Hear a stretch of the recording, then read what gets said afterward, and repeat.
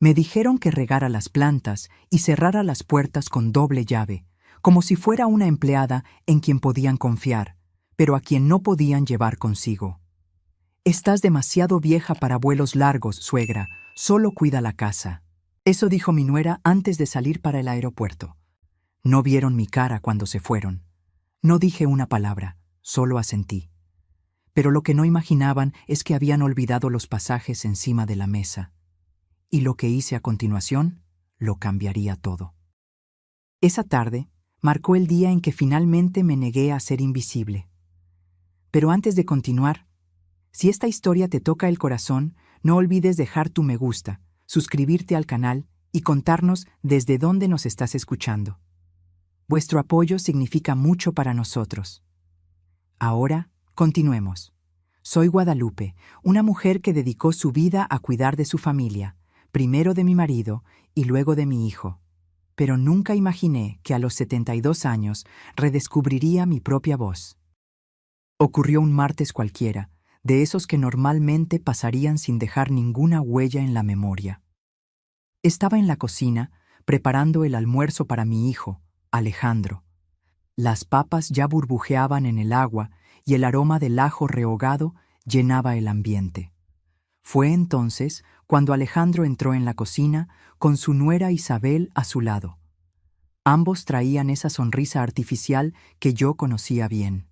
El tipo de sonrisa que precede a las malas noticias disfrazadas de buenas intenciones. «Mamá, ¿necesitamos hablar?».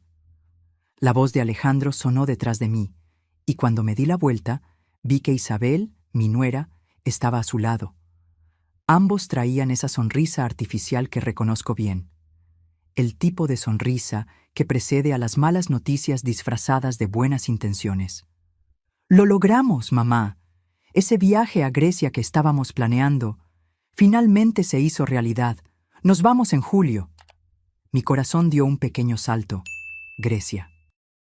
El lugar que siempre soñé con conocer desde joven, cuando leí sobre la mitología y la historia de ese país fascinante. «¡Qué maravilla, hijo! ¿Cuándo empezamos a organizar las maletas?». El silencio que siguió fue corto, pero revelador. Isabel y Alejandro intercambiaron miradas rápidas. «En realidad, suegra», Isabel tomó la palabra, su voz suavemente paternalista. «Creemos que tal vez no sea una buena idea que venga con nosotros». Mis manos dejaron de remover la salsa. «¿Cómo así?». «Ya sabes, son vuelos largos, escalas agotadoras. El calor de allí es intenso en julio y hay muchas escaleras en las ruinas. Sería muy agotador para alguien de tu edad». Alguien de mi edad. Como si mis 72 años me hicieran incapaz de cruzar un océano o subir unos cuantos escalones. «Además», complementó Alejandro, «necesitamos a alguien que cuide la casa, que riegue las plantas, recoja la correspondencia». Ah, entonces era eso. No era una viajera, era la empleada. Una ama de llaves sin pago. «Entiendo», respondí, volviendo a remover la salsa como si nada hubiera pasado. «Claro que entiendo». Los días siguientes se llenaron de su entusiasmo.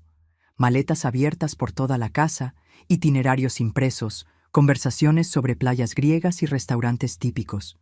Paloma, mi nieta de 16 años, parecía ser la única genuinamente triste porque yo no fuera. «Abuela, voy a tomar muchas fotos para que las veas», prometió, sentada en el borde de mi cama mientras yo doblaba su ropa para el viaje. «Será como si estuviera allí», respondí, pero las palabras sabían a mentira. La mañana de la partida, ayudé a cargar las maletas en el coche. Alejandro verificó varias veces si tenía todos los documentos, mientras Isabel daba las últimas instrucciones sobre la casa. «No olvides regar las orquídeas solo una vez por semana. Y si llega la correspondencia de trabajo de Alejandro, avísame inmediatamente por mensaje». Acepté todo, sonriendo y asintiendo mientras el coche se alejaba. Me quedé allí parada, sintiendo el peso de 72 años de vida, la mayoría de ellos dedicados a cuidar de los demás. Primero de mi marido, luego de mi hijo, y ahora, aparentemente, de una casa vacía. Volví a entrar y me serví una taza de té. Fue entonces cuando noté el sobre la mesa de la cocina. Al acercarme, vi que eran los pasajes. Los tomé en mis manos, mirando cada detalle. Los nombres impresos, los asientos marcados, el destino, Atenas. Todo allí, concreto, real. Un viaje que no me incluía. Algo dentro de mí se rompió en ese momento. No era solo la exclusión del viaje, era la acumulación de pequeñas exclusiones a lo largo de los años. Las decisiones tomadas por mí, pero no conmigo. El trato cada vez más infantilizante, como si envejecer significara retroceder. Tomé mi teléfono y, con una calma que ni yo sabía que poseía, llamé a la aerolínea.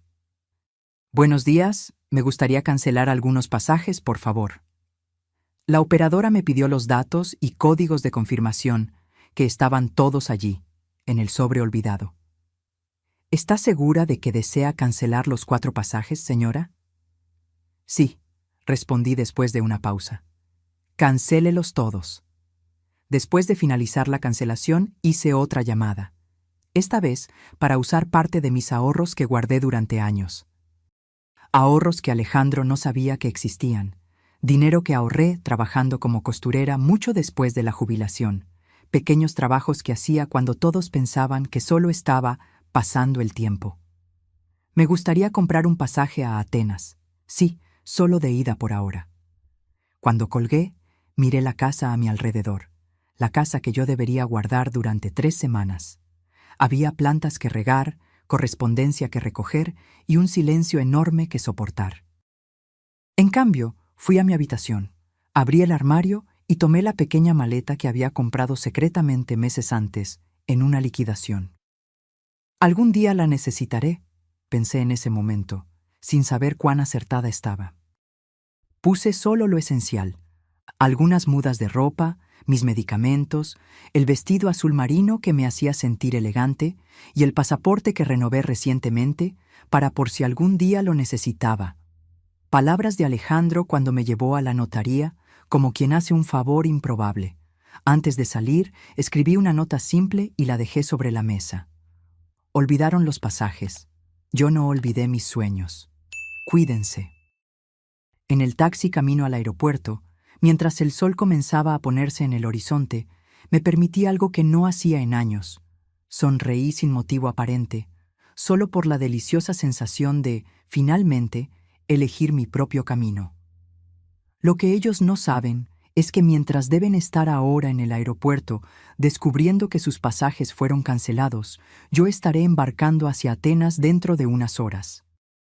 Lo que Alejandro no imagina es que en mi bolso llevo no solo ropa y documentos, sino también algo que descubrí escondido en su cajón. Algo que puede cambiar para siempre la forma en que me ve y que hará que nuestra familia nunca más sea la misma. Esto, sin embargo, es solo el comienzo de mi venganza. El avión despegó, llevándose consigo todo el peso de décadas vividas para los demás. Mientras veía México quedarse atrás a través de la ventana, sentí una mezcla de culpa y liberación.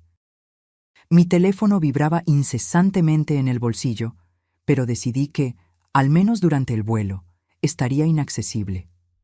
Cuando finalmente lo apagué, había 17 llamadas perdidas de Alejandro, 8 de Isabel, y un mensaje de texto de Paloma que decía solo: «Abuela, ¿qué pasó? Estamos tratando de hablar contigo, pero no contestas. Es urgente. Estamos preocupados». Solo a Paloma le respondí: «Estoy bien, querida. Por primera vez en mucho tiempo, estoy haciendo algo por mí. Te amo». La azafata se acercó ofreciendo bebidas. Dudé por un momento y luego pedí algo que nunca había pedido en un avión antes. «Una copa de vino tinto, por favor». «Excelente elección, señora», respondió ella con una sonrisa genuina, sin esa condescendencia a la que yo estaba acostumbrada. Fue durante ese vuelo de más de 16 horas que comencé a darme cuenta de cómo me había disminuido a lo largo de los años. Cómo había permitido que mi voz se volviera cada vez más baja hasta casi desaparecer por completo. A cada hora que pasaba sobre el Atlántico, me sentía más distante no solo físicamente de mi familia, sino también del papel que me impusieron. El aterrizaje en Atenas fue como un renacimiento. El calor griego me recibió como un abrazo mientras salía del aeropuerto, sola por primera vez en décadas. Tomé un taxi y le mostré al conductor la dirección de una pequeña pensión que había reservado todavía desde México. ¿Primera vez en Atenas?, preguntó el conductor en un inglés con acento.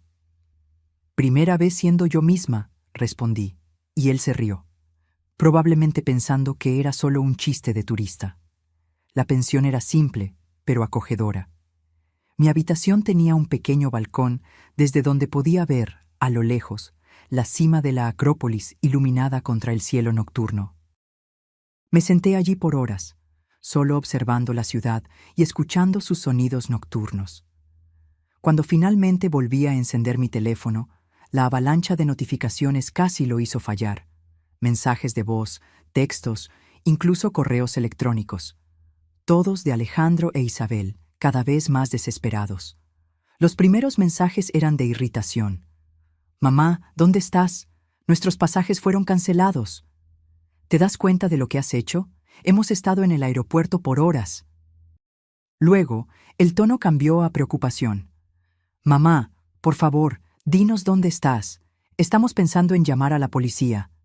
Si esto es algún tipo de protesta, ya lo entendimos. Por favor, vuelve a casa». No respondí a ninguna de ellas. En cambio, envié un único mensaje al grupo familiar. Estoy segura y bien.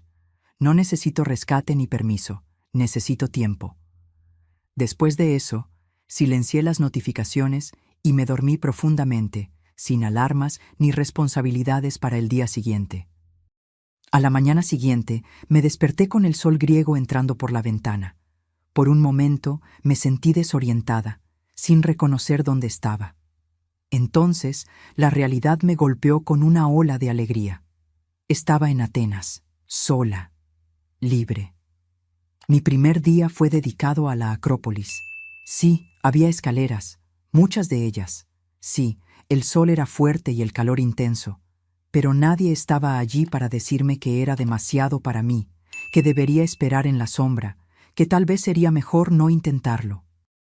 Subí cada escalón a mi propio ritmo, deteniéndome cuando quería para admirar la vista o recuperar el aliento.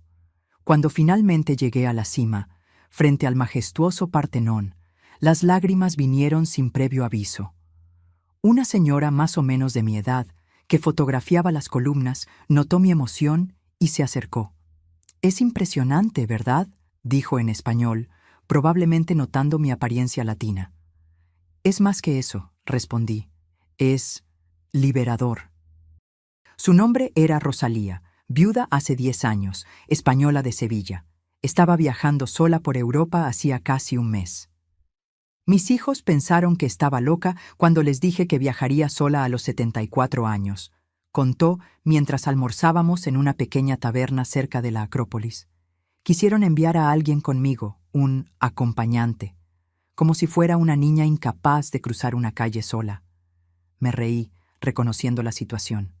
Mi hijo ni siquiera consideró incluirme en el viaje familiar, confesé. Así que cancelé sus pasajes y vine sola. Rosalía casi se atragantó con su vino, luego estalló en carcajadas. «Dios mío, eso es brillante. ¿Qué hicieron ellos?» «Aún no lo sé», silencié sus mensajes. Ella levantó su copa para un brindis. «Por nuestra rebelión tardía». Pasamos el resto del día juntas, explorando el Museo de la Acrópolis y las callejuelas del barrio de Placa. Rosalía era exactamente el tipo de compañía que yo necesitaba. Alguien que entendía lo que significaba reclamar su propio espacio después de años viviendo para los demás. En el tercer día en Atenas, compré una postal y se la envié a Paloma. Era una imagen de la puesta de sol sobre el Partenón, y en ella escribí solo: «Nunca dejes que decidan lo que puedes o no puedes hacer, querida. Tu abuela está descubriendo esto un poco tarde, pero todavía a tiempo». Fue esa tarde, sentada en un café, que me di cuenta de lo que había traído conmigo además de ropa y documentos. En la prisa de la partida, terminé poniendo en la maleta una pequeña caja que encontré escondida en el cajón de Alejandro días antes. Dentro de ella había cartas Cartas de amor dirigidas a él, pero no escritas por Isabel. Cartas firmadas por una tal Mariana, fechadas hasta 3 meses atrás. Mi hijo, el hombre que me juzgaba incapaz de viajar sola, que me confinaba al papel de guardiana de la casa y cuidadora, mantenía una relación extramatrimonial. Me senté allí, con las cartas en mis manos, pensando qué hacer con esa información. Podría usar aquello como un arma, exponer su hipocresía, destruir la imagen de familia perfecta que tanto se esforzaba por mantener. La venganza podría ser rápida y devastadora. Pero mientras observaba a las personas pasar, viviendo sus vidas bajo el sol griego, me di cuenta de que no quería cargar ese peso conmigo. Esas cartas no eran mi historia, eran la de él. Mi historia apenas estaba comenzando, a los 72 años, en una cafetería en Atenas. Esa noche, Rosalía me hizo una invitación inesperada. Voy a Florencia mañana. Ven conmigo. Italia en julio es un sueño.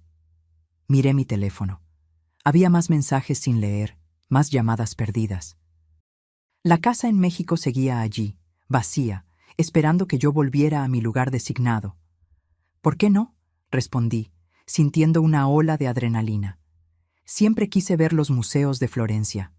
Y así, lo que iba a ser una pequeña rebeldía se transformó en algo más grande, un viaje de redescubrimiento que apenas estaba comenzando. Florencia nos recibió con su aire renacentista y calles de piedra que contaban historias de siglos. Rosalía y yo nos hospedamos en un pequeño hotel cerca del Ponte Vecchio, con vista al río Arno. En nuestro primer día pasamos horas en la Galería de los Uffizi, maravilladas con las obras de Botticelli y Da Vinci. «Mira el nacimiento de Venus», dijo Rosalía mientras estábamos frente a la famosa pintura. Una mujer emergiendo, renaciendo. ¿No es exactamente lo que estamos haciendo? Sonreí, reconociendo la verdad en sus palabras. Yo estaba, de hecho, emergiendo de algo, de las expectativas ajenas, de los papeles impuestos, de la invisibilidad. Por la noche, sentada en el balcón del hotel, finalmente decidí revisar mi teléfono de nuevo. Había un mensaje de voz de Paloma que me hizo sonreír. «Abuela, recibí tu postal. No le conté a papá, pero quería decirte que te admiro mucho. Están locos aquí, pero yo entiendo por qué lo hiciste. Cuando sea grande, quiero ser valiente como tú». Valiente. Nadie me había llamado así en décadas. Generalmente, los adjetivos que escuchaba eran testaruda, difícil o, en el mejor de los casos, servicial. Nunca valiente. También había un mensaje de mi hijo que me dejó inquieta. «Mamá, descubrimos que estás en Europa. Si esto es algún tipo de venganza, ya lo lograste. Por favor, vuelve a casa. Estamos preocupados por tu salud. Nunca habías viajado sola antes». Él tenía razón en un punto. Era una venganza. No planeada, no premeditada, pero aún así una venganza contra años de desvalorización. En cuanto a mi salud, nunca me había sentido tan viva. En Florencia, noté pequeños cambios en mí misma. Me sentaba más erguida en los cafés. Hablaba con más firmeza al pedir información. Sonreía a extraños sin ese miedo a molestar que siempre cargué. Una tarde, mientras caminábamos por el jardín de Bóboli, Rosalía comentó sobre la transformación. «Pareces diferente a cuando nos conocimos en Atenas». «¿Diferente cómo?» «Más presente, menos apologética, como si estuvieras ocupando tu espacio sin pedir permiso». Era verdad. Estaba reaprendiendo a existir por mí misma, no solo en función de los demás. Nuestra siguiente parada fue Lisboa. Rosalía se resfrió durante el viaje y pasé 2 días cuidándola en nuestro hotel. La diferencia es que esta vez, el cuidar era una elección, no una obligación. Cuando se recuperó, exploramos la ciudad juntas, subiendo y bajando las colinas, comiendo pasteles de nata en Belém, escuchando fado en pequeñas casas de espectáculos. Fue en Lisboa, escuchando esas canciones melancólicas sobre la nostalgia y el destino, que decidí finalmente llamar a Alejandro. «Mamá, gracias a Dios. ¿Dónde estás? Estamos desesperados aquí». Su voz traía esa mezcla de alivio e irritación, como si estuviera hablando con un niño que se perdió en el supermercado. Estoy en Lisboa, respondí con calma. Antes estuve en Atenas y Florencia. El silencio del otro lado fue revelador. Él no esperaba esa respuesta. ¿Lisboa? ¿Cómo así? ¿Cómo te las estás arreglando? ¿Quién está contigo? Me estoy arreglando muy bien, gracias. Y estoy con una amiga. ¿Amiga? ¿Qué amiga? Mamá, esto no tiene sentido. ¿Cancelaste nuestro viaje para luego viajar sola por Europa? ¿Por qué? La pregunta que yo esperaba hacía semanas. ¿Por qué? Porque ustedes decidieron que yo era demasiado vieja para viajar, pero lo suficientemente joven como para cuidar la casa. Porque ustedes planearon conocer Grecia sabiendo que era mi sueño y no les importó excluirme. Porque me cansé de ser un mueble en su casa, Alejandro. Eso es un absurdo. Solo estábamos pensando en tu bienestar. Nunca te quejaste antes. Ese es exactamente el problema, respondí, sintiendo una calma sorprendente. Nunca me quejé. Nunca dije que no. Siempre acepté el lugar que me dieron. Pero eso se acabó. ¿Y las cartas? Preguntó de repente, su voz cambiando de tono. ¿Revisaste mis cosas antes de partir? Entonces él había notado la ausencia de las cartas.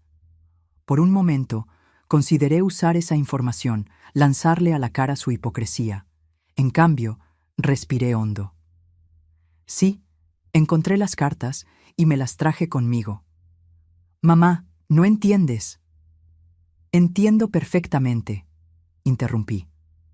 Pero no te preocupes. Tu vida privada es tuya. No voy a interferir en ella, así como espero que no interfieras más en la mía. Colgué antes de que él pudiera responder. Rosalía me observaba con una sonrisa de aprobación. Deberías ver tu cara ahora, comentó. Está radiante. De Lisboa seguimos hacia Sevilla. El calor andaluz era intenso, pero reconfortante. Las calles estrechas ofrecían sombra, y las noches se llenaban de música y baile. En una de esas noches asistimos a un espectáculo de flamenco que me emocionó profundamente. Mira a esa bailarina, señaló Rosalía a una mujer de cabello canoso que bailaba con una intensidad impresionante. Debe tener al menos 60 años y mira cómo domina el escenario. Observé fascinada la forma en que ocupaba el espacio, cómo cada movimiento era deliberado y poderoso. No había fragilidad allí, solo fuerza y presencia. Al día siguiente, compré una bufanda roja vibrante en una tienda local, un color que nunca habría usado antes, considerándolo demasiado llamativo para una señora. Por la noche, llamé a Paloma. «Abuela, ¿dónde estás ahora?» «En Sevilla, querida. Es una ciudad hermosa, llena de música y color». «Papá está furioso», confesó, bajando la voz como si estuviera compartiendo un secreto. «Y mamá ha estado muy callada desde que llamaste». «¿Y tú, cómo estás?» «Estoy bien. De hecho, estoy orgullosa de ti. Siempre pensé que era injusto cómo te trataban a veces». Mis ojos se llenaron de lágrimas. «Gracias, querida. Eso significa mucho para mí». «Abuela». «Vas a volver, ¿verdad?» La pregunta flotó en el aire. Yo misma aún no sabía la respuesta. Voy a volver, sí, pero no para ser la misma persona que se fue de ahí. ¿Prometes enseñarme a ser valiente como tú cuando vuelvas? Sonreí, secando las lágrimas. Lo prometo, pero tú ya eres valiente, Paloma. Solo necesitas descubrirlo, así como yo lo descubrí. Granada fue nuestra siguiente parada. La Alhambra, con sus jardines exuberantes y arquitectura morisca, parecía sacada de un sueño. Mientras caminábamos por sus patios y salones decorados, pensé en cómo había pasado tanto tiempo cuidando de una casa que nunca realmente sentí como mía. «¿Qué vas a hacer cuando vuelvas?», preguntó Rosalía mientras descansábamos a la sombra de un naranjo en los jardines del Generalife. «Aún no lo sé con certeza», confesé, «pero sé lo que no voy a hacer. No voy a volver a ser invisible». Esa tarde, sentada en uno de los miradores con vista a la ciudad, Abrí mi pequeño cuaderno de viaje, algo que compré en Atenas en el segundo día, y comencé a escribir. No eran solo recuerdos del viaje, sino declaraciones para mí misma. No me disculparé más por ocupar espacio. No pediré permiso para tener deseos. No seré más la última en la lista de prioridades, ni en la lista de los demás, ni en la mía propia. Esa noche, recibí un mensaje inesperado de Isabel. Doña Guadalupe, sé que debe estar enojada con nosotros, y con razón. Quiero que sepa que fue mi idea no incluirla en el viaje. Alejandro dudó, pero yo insistí. Dije que sería agotador para usted, que sería mejor quedarse en casa. La verdad es que yo quería vacaciones sin tener que preocuparme por alguien más. Fue egoísta y cobarde. Y peor aún, disfrazamos de cuidado lo que era en realidad exclusión. Entiendo su enojo. Solo quería que supiera que reconozco mi error. Leí el mensaje varias veces, sintiendo una mezcla de emociones. Había enojo, sí, pero también una cierta satisfacción al ver que mi ausencia los hizo reflexionar. Decidí no responder de inmediato. Algunas verdades necesitan tiempo para ser digeridas, tanto las que recibimos como las que ofrecemos. De Granada, seguimos a la costa. Cádiz nos recibió con sus playas de arena blanca y el azul intenso del Atlántico. Por primera vez en décadas, me puse un traje de baño y entré en el mar. Rosalía me tomó una foto, emergiendo de las olas, con el cabello mojado, una sonrisa abierta. Le envié esa foto a Paloma con el mensaje: nunca es tarde para redescubrirse. Pasamos nuestros últimos días en España, en Barcelona, donde la arquitectura de Gaudí parecía hacer eco de mi propio estado interior, algo que estaba en constante transformación, desafiando expectativas y convenciones. Fue en Barcelona, sentada en un banco del Parque Güell, que finalmente respondí al mensaje de Isabel. Gracias por la honestidad. No fue fácil de escuchar, pero es necesario. Volveré pronto, pero necesito que entienda. Las cosas serán diferentes a partir de ahora. También envié un audio a Alejandro. Hijo, vuelvo la próxima semana. Estos días lejos me han hecho darme cuenta de muchas cosas, incluso de cuánto permití ser borrada poco a poco en mi propia vida. Si quieres que yo siga siendo parte de la tuya, necesitarás verme, realmente verme, como una persona entera, con deseos, sueños y capacidad. No como una niñera conveniente, no como una planta que solo necesita agua ocasional y un lugar al sol.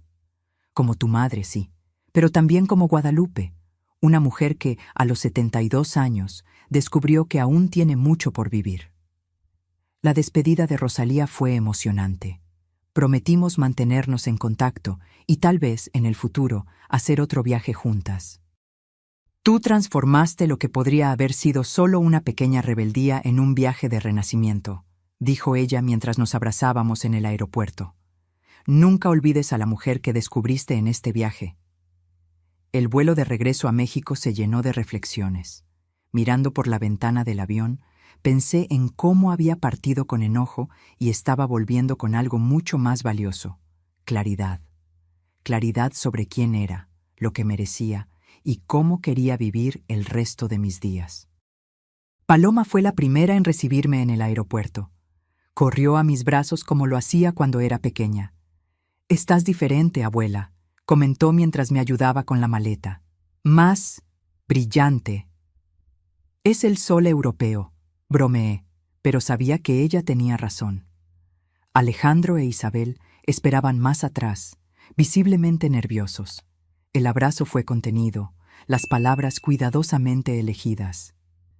«Bienvenida de vuelta, mamá», dijo Alejandro, su voz traicionando una mezcla de alivio y aprensión. «Hicimos té», ofreció Isabel, como si eso pudiera llenar el abismo de palabras no dichas entre nosotros. En casa, todo parecía simultáneamente familiar y extraño.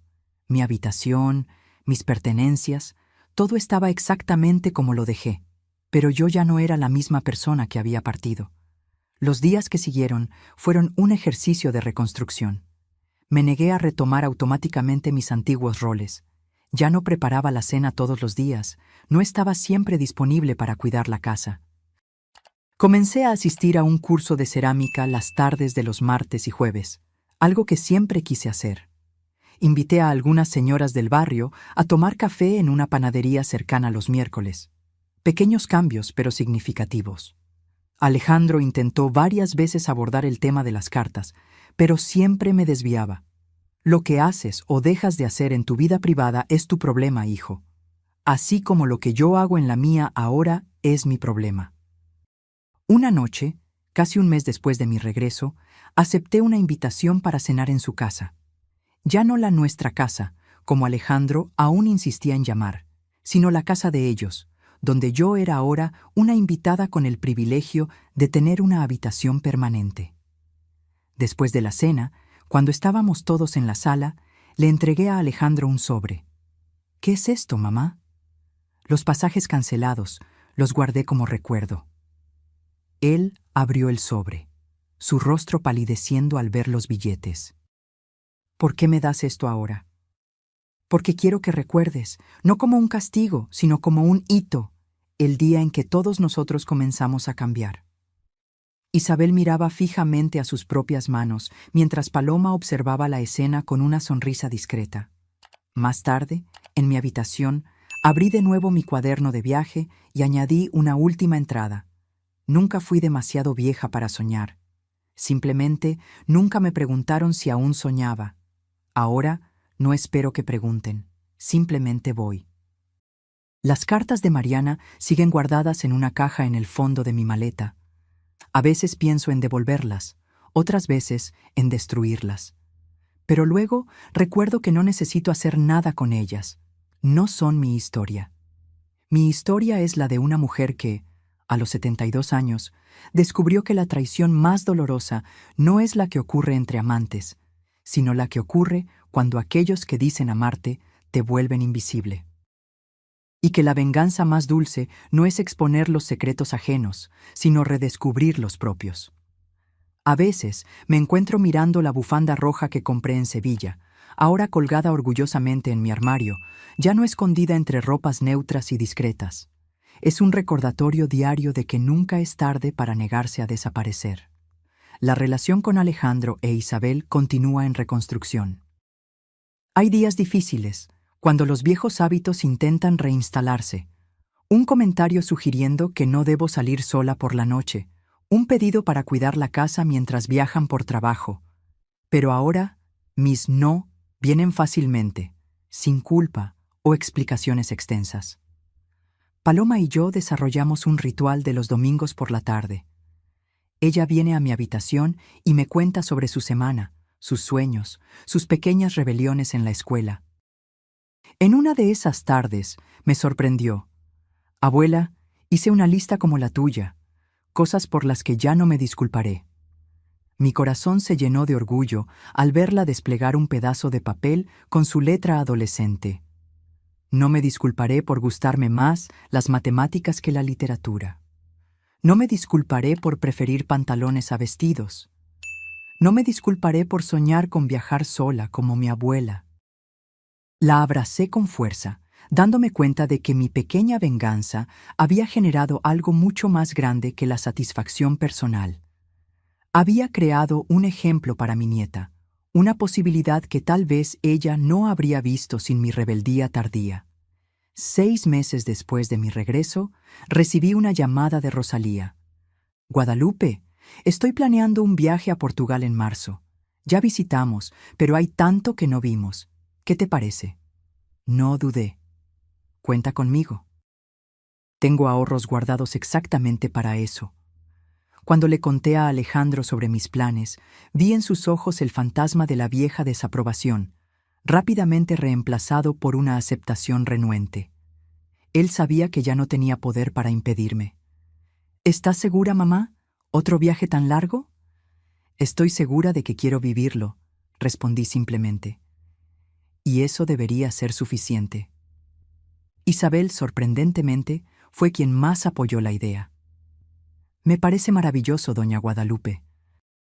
Después, queremos ver todas las fotos.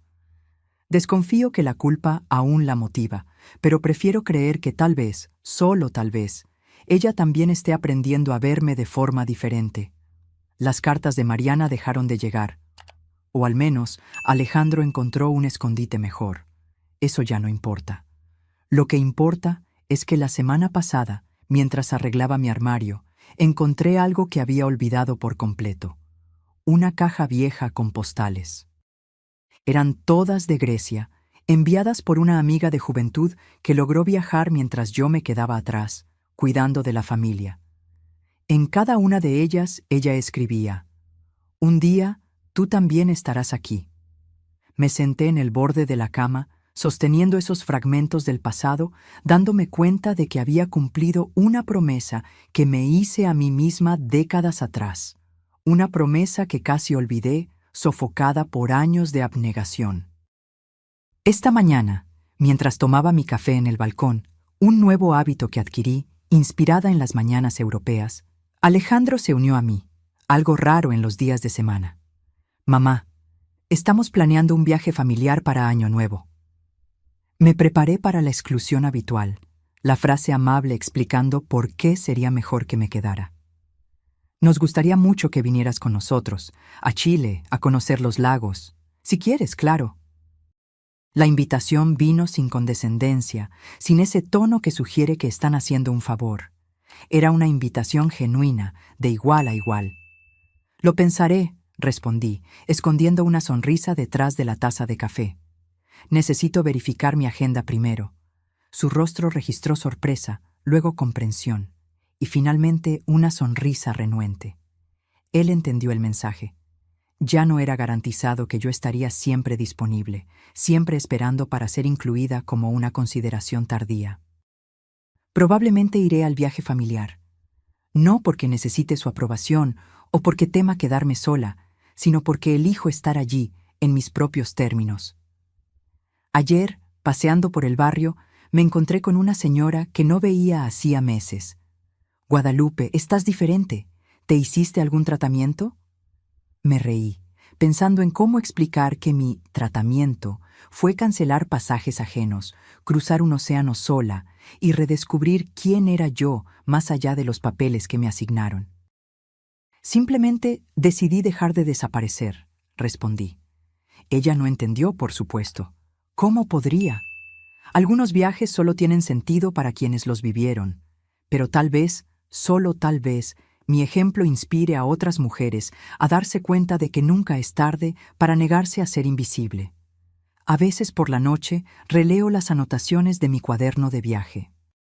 Son un recordatorio de que la mayor traición que sufrí no fue la de las cartas escondidas en el cajón de mi hijo, sino la que yo cometí contra mí misma al aceptar por tanto tiempo ser menos de lo que soy. La venganza más dulce no fue embarcar en ese avión o dejarlos desesperados en el aeropuerto. Fue redescubrir, a los 72 años, que aún había una Guadalupe esperando para emerger. Una mujer que no necesita permiso para soñar, para viajar, para existir plenamente. Esta noche, mientras arreglo lentamente mi maleta para la próxima aventura con Rosalía, me doy cuenta de que finalmente entendí. La verdadera venganza contra quienes te hacen sentir pequeño no es disminuirlos a cambio. Es crecer tanto que el espacio en el que intentaron confinarte se vuelve demasiado pequeño para contener a quien realmente eres. Y en ese crecimiento, en esa expansión más allá de las fronteras impuestas, encontré no solo libertad, sino también perdón. No solo para ellos, sino principalmente para mí misma, por todos los años en que permití que mi luz fuera atenuada.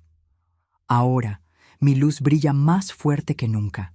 Y eso, más que cualquier destino que pueda visitar, más que cualquier confrontación que pueda vencer, es la mayor victoria de todas.